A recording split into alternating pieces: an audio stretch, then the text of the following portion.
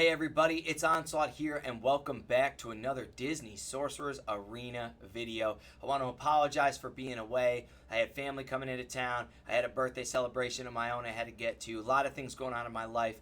And with this Monday metagame breakdown, a lot of the stats and the updates seem to be kind of pushing through more on a monthly basis. So I wanted to take a little bit to reflect and bring you guys something different that was still in the same category, still looked at the meta, but was still usable and still able to be updated and changed. So, without further ado, I bring to you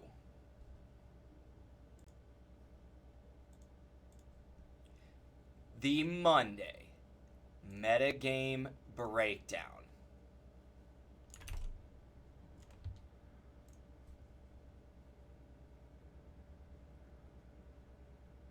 And so it's going to look a little bit different. One of the things we're not going to be seeing and talking about is we've just kind of moved completely away from the way that leaders were being presented. I'm going to talk about leaders and the leadership abilities, present them to you in a little bit different fashion, and then talk to you about the squads that you're going to see in your meta, as well as some squads that are coming up through the ranks. So let's go check it out. So starting off in leaders, we're going to make it quick, simple, and easy. Anna, Shan Yu, the Frozen team, the Kingdom team. These are already established teams. They're doing a phenomenal job of controlling the meta, of being absolutely dominant. And one of the things that you just can't get away from is the characters on the teams themselves. They're good characters. They're nothing without their leaders. Try playing a Kristoff on a team without an Anna. Yeah.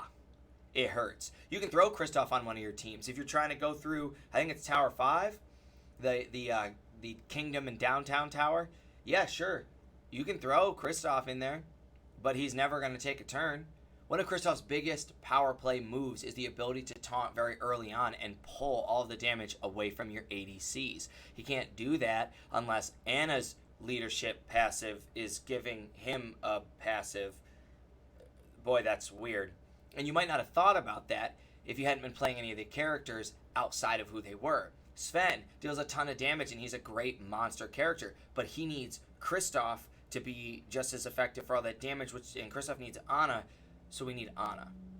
But anyway, that's enough about the Frozen team. Most people are probably frozen out at this point, okay? So many players have been able to gather the Frozen team, and with the Into the Unknown event coming around for the second time, players like myself and many others have been able to get Elsa at least 5 stars, probably 6 stars, and most of them at 7 stars.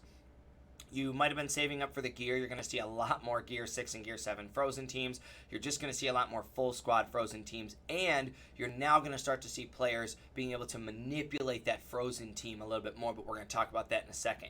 Shan Yu still absolutely dominating. The Kingdom characters keep building. More characters having access to Mulan. Robin Hood finally starting to see his time shining in. Again, we're going to touch on that in just a second. But these heroes that are coming up on the rise, we've seen a lot more Facilier as the Downtown Villain team keeps pushing. A lot of other content creators are really pushing and harping on Syndrome. And if you checked out my leadership video, if you didn't, you can check it out right here. I put him at the bottom. I just think he's in a void. He's not worth getting into. This bonus critical chance at such a low number where your crit damage is only going up by maybe 50 additional percent. A lot of the characters don't really hit that much harder. Whereas Facilier is saying, I know you're already going to hit, so let's increase the potential that when you do hit, since it's a guarantee, that your ability effects such as inflicting stuns and inflicting slows and inflicting harmful effects are increased. They're just that much more likely to do it. And so it doesn't seem like a big punch, but it makes a big impact if your characters are running harmful abilities down, as opposed to just running a high DPS team and hoping that every once in a while they hit a little bit harder. Hiro Hamada.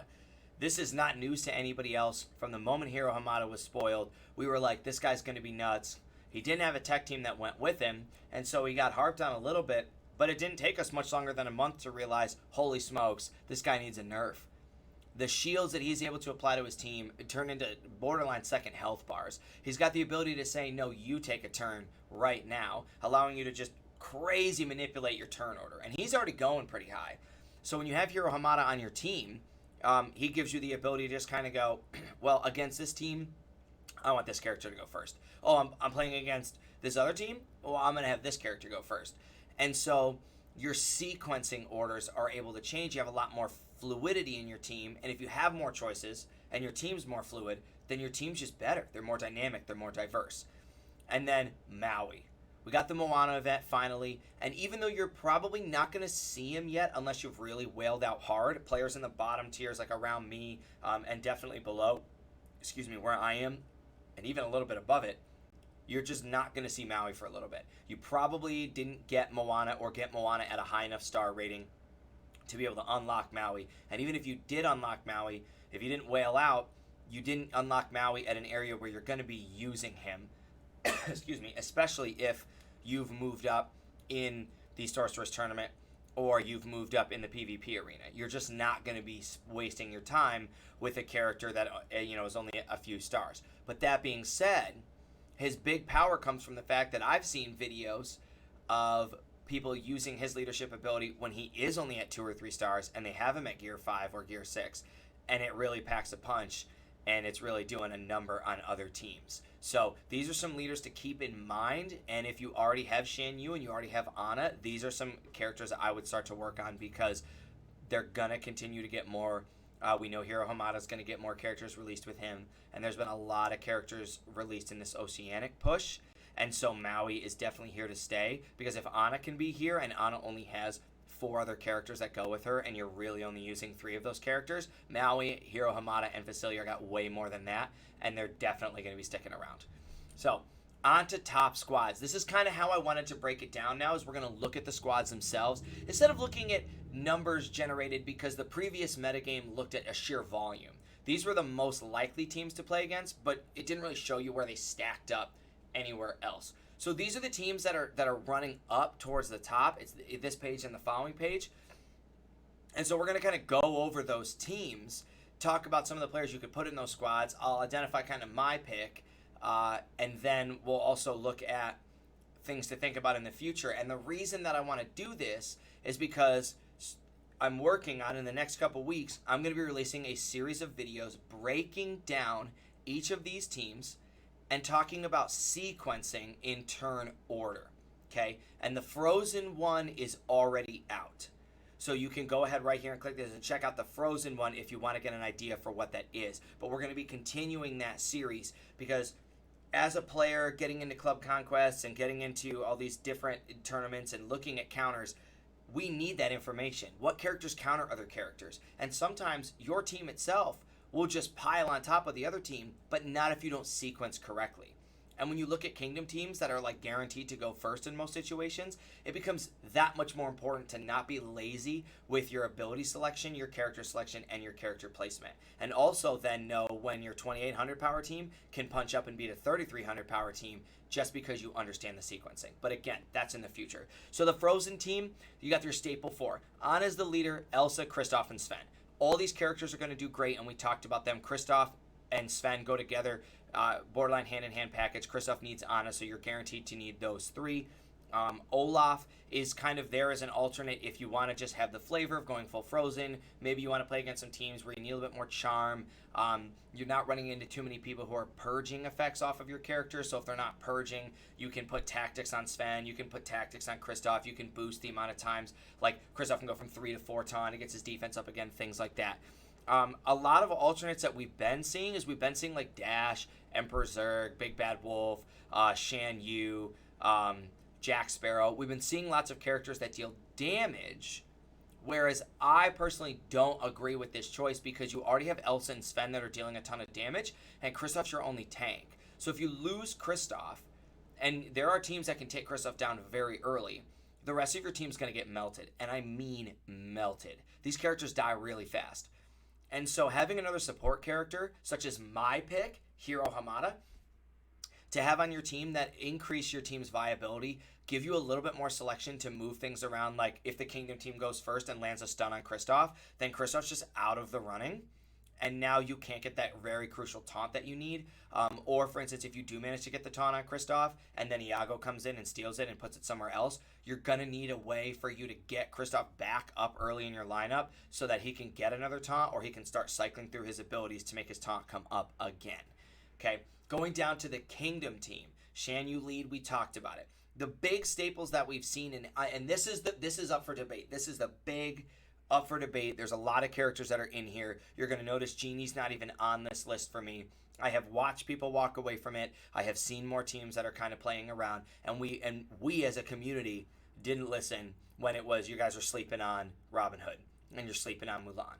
Because Shan Yu, Aladdin, and Jasmine are clutch characters. They're solid. They do a lot. When you look through the Kingdom squad, if you want a tank, you're taking Jasmine because Raj got a buff. That's the only tank that you're looking at, so Jasmine's going to be on your squad. Aladdin with his speed down, with his evasion, with his crit strikes, with his passive healing, he's another character that it seems really hard not to take him.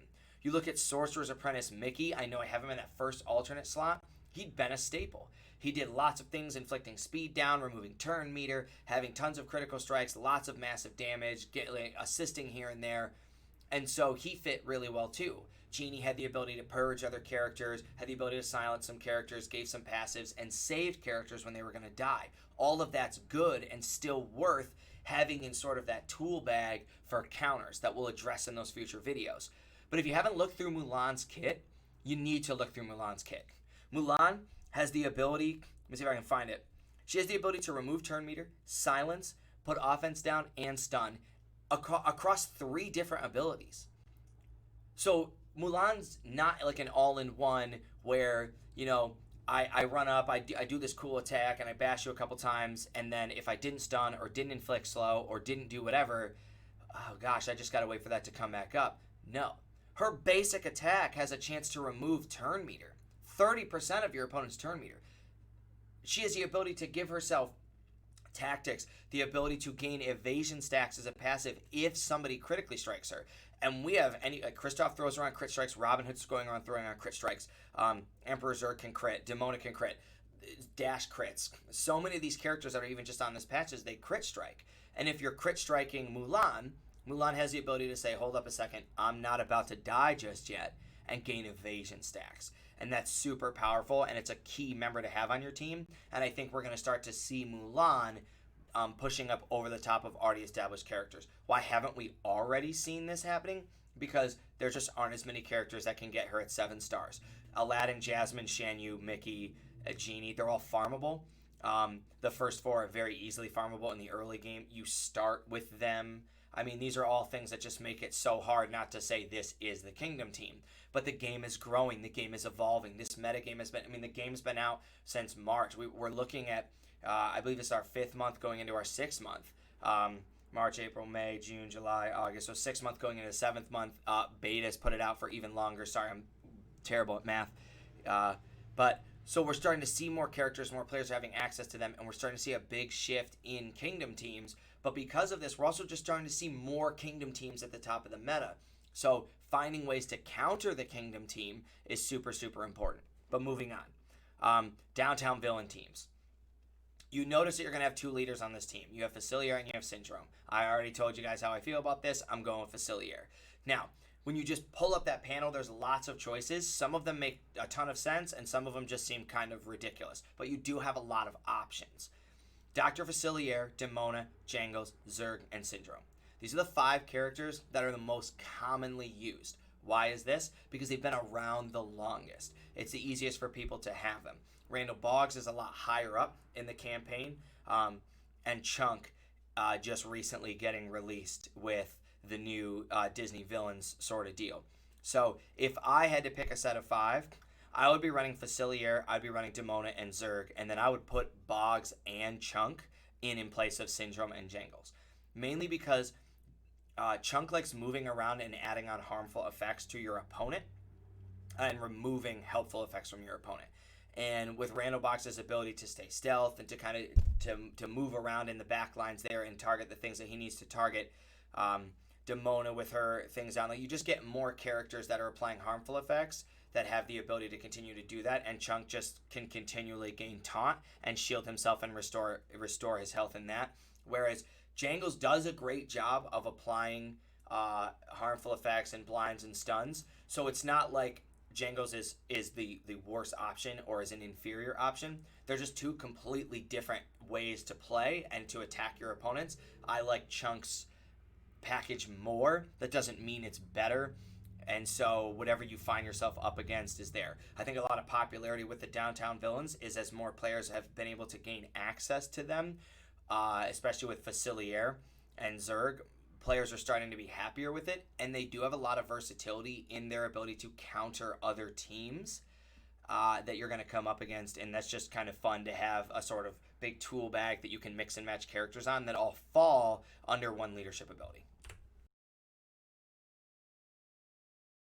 So rising squads. These are squads that are good, and they're on the rise because we might not have access to them yet, and there's a really good chance that you just don't own the characters. So the first one is these oceanic squads. I touched on it with Maui. Most of us didn't get the ability to unlock him. Most of us don't really have, didn't have the resources, didn't have the time, and we didn't whale out for it, right? So this just our giant free-to-play community really, really wants this oceanic team. And there's lots of videos out there. There's lots of footage out there. They're a good team. They're a quality team. They're on the rise. And they're somebody that you're going to want to go after. We don't necessarily have the evidence to see are they better than how hard the Frozen team got pushed when they came out. We don't know that. They seem significantly better than the Incredible squad. And if you were somebody who went all in on the Incredibles wagon, they're still a good team. They're still there. They're still using Club Conquest. They're still a team you should have. They're still great. They've lost popularity. And I'm going to use that word on purpose. They've lost popularity. They haven't necessarily lost any of their punch or any of their power. People just got bored. I don't know why we haven't gotten bored of the Frozen team, but perhaps that's coming in the next couple months. So between Maui, Moana, Cobra, Bubbles, Gantu, and Stitch, it's probably likely that you don't have maybe even any of those characters. So if you don't have any of those characters, then your Oceanic team doesn't exist because you're not running an Oceanic team with Ariel, because Maui is strictly for Oceanic teams, helping each other when they attack, giving bonus damage when they're assisting, I believe, bonus damage when shielded, and guaranteed chances to assist, increased percent chances to assist. Bubbles, Gantu being your tanks, your beefy bruisers. Maui's also a big tank, so this team has some flexibility in that 3 of its characters are like big, beefy, defensive, tank-minded support characters, and 2 of them are like dedicated AD carries. The plus side to this team is with Moana dealing a ton of damage, Stitch dealing a ton of damage, Bubbles kind of passing around some effects, Gantu being a beefy bruiser who can still pack a punch, and Maui being your tank, is you have everything you need. The flexibility and the interchangeability comes from maybe if these characters aren't as strong as your Jack Sparrow, you're throwing Jack Sparrow in there because you want the charm. And then maybe you're pulling out Gantu because you want Bubbles to pass charms around or whatever. You bring in Davy Jones because the teams that you're playing against kind of have that speed upgrade on you, and if you can get Davy Jones going faster than your opponents, you can silence and shut down maybe their one-trick pony, and it gives your team a shot to get in there. So if I didn't have any of those characters, I love Davy Jones. I just love silence. I love the ability to make it so that my opponent simply just has to auto attack, because it's so backbreaking when most of our meta is you're using like each of your abilities once and then the game's over. So if you can pretty much say, hey, you don't get to use this ability and it's a tank and they don't get to taunt, that tank might just never taunt until the rest of the team is dead. And that goes without saying that that's the difference between being way up here and way down here. Going into the tech team, yes, Gizmo Duck has a leadership ability. No, it is not as good as Hiro Hamada's, and at the moment we don't really have any reason to want to even consider it. So, Hiro Hamada as your leader, Gizmo Duck and Darkwing Duck go hand in hand. These 2 characters are going to go together, they're going to give each other a ton of benefits, and boy, did they have some versatility. Darkwing Duck's package is absolutely insane, giving bonuses because of his tech teammates, his ability to purge things, steal things, swap things around, like interact with positive and harmful effects. Buffs and harmful effects. Hiro Hamada being able to say, you go, take a turn. Like, the whole package is great. They have a ton of damage. And what I like about them is they give, like, when the Kingdom team's out, the Kingdom team is powerful. They deal a ton of damage. They're not very flashy. Their abilities just kind of do their abilities. Hit a bunch of people, inflict speed down. Summon a taunt person. Gain a stack of evasion. Right? Like, inflict defense down. Like, they're just there, and they're cool.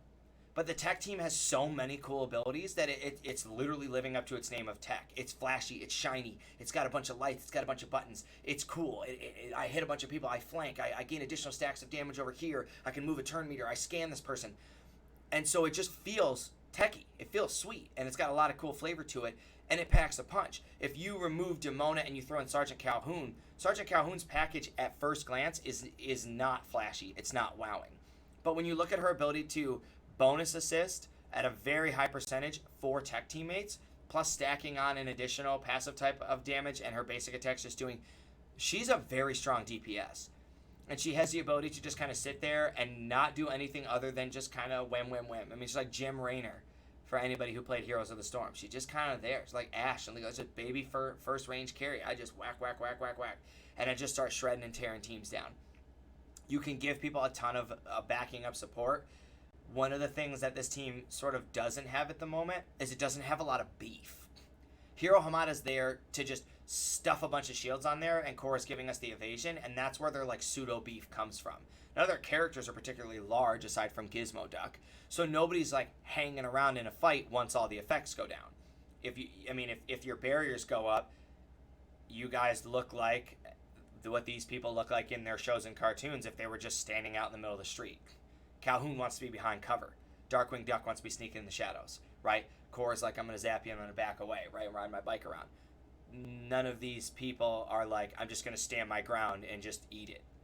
So without the shields, without the taunts, without the stacks of evasion, this team can go down very quickly, but with a lot of skill and some maneuverability, this team is very, very powerful. Now we're going to get to the fun flavor for the future. This is my team that's on the rise, and as a team that everybody has tried to make at some point, and everybody's hated on me on, and that is the Princess team.